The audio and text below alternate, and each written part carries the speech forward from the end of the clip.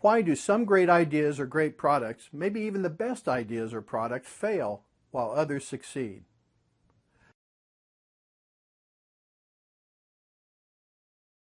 From time to time in our lives, we hear a person and get an idea that profoundly changes us and or changes how we approach things in life and business.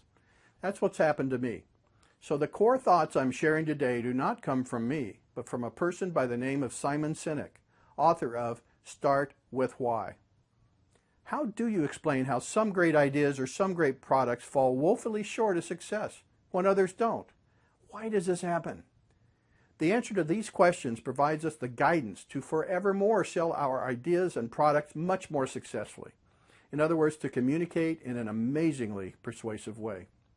Simon Sinek discovered that there is absolute consistency with the way the successful ones think, act, and communicate, which in fact proves to be the exact reverse of the non-successful ones. He codifies this concept in a simple way he called the golden circle.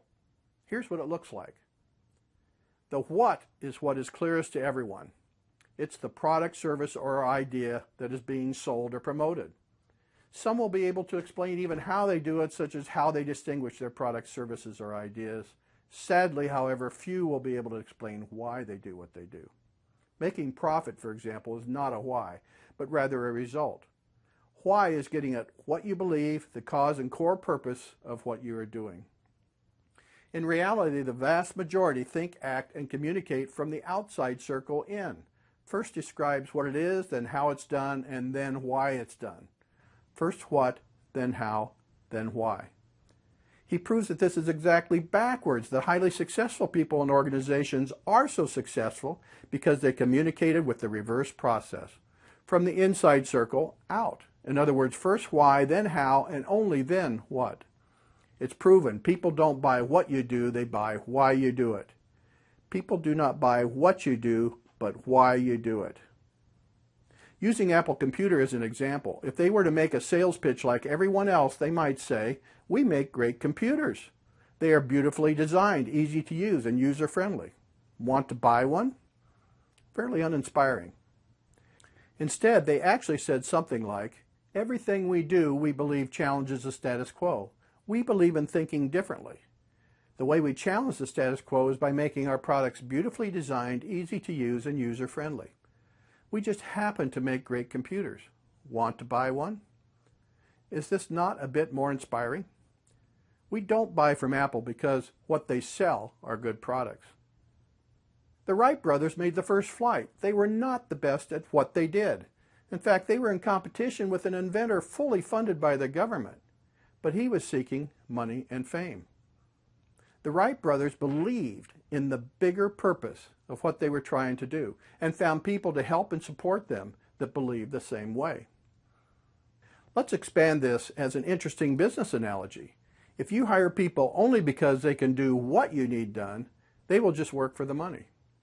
Those you hire who agree with why you do what you do will give you their blood, sweat, and tears. Now let's talk about Martin Luther King. How and why did 250,000 people show up in Washington in 1963 for a brief speech event with no formal invitations and no website to check the dates? There are a lot of great orators who are passionate about reform and who've lived the life that drove it, who had nowhere near the impact of Martin Luther King. Why is that?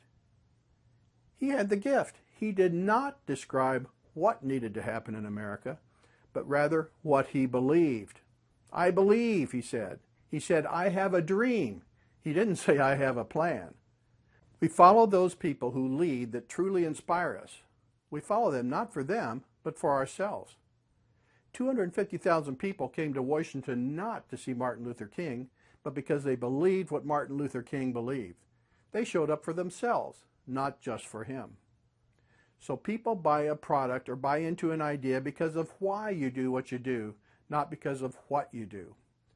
Business people, have you ever heard the comment, "No one cares who you are and what you do, they only care about what you do for them"? That's consistent. If you only first describe that you make widgets and don't first describe why you make widgets for them, people will likely not care. So from now on, when communicating on anything, start with why, then how, and only then what, not the other way around.